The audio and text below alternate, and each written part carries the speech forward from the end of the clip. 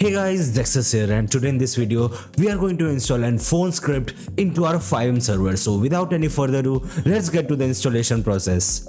Before that, if you're new to the channel, make sure to like the video and subscribe to the channel for more videos related to FiveM development.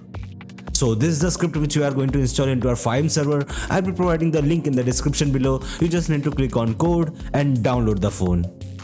After downloading it, you just need to extract the file and open the file and open this file again, and again you need to extract this file and open the file and copy this file from here and paste it into your FiveM resource folder. You just need to go to Files, Resources, QB. Before pasting it, you have to delete the old QB phone script, so I'll be deleting over here and pasting the new phone script just like this. Now open the file and you have to run the SQL file. Just double click on it, open, and you have to press this run button just like this. So that's it for the installation. Now let's start the server. Okay, now I'm in my server. Let's check out the phone. As you can see, this is the interface of our phone.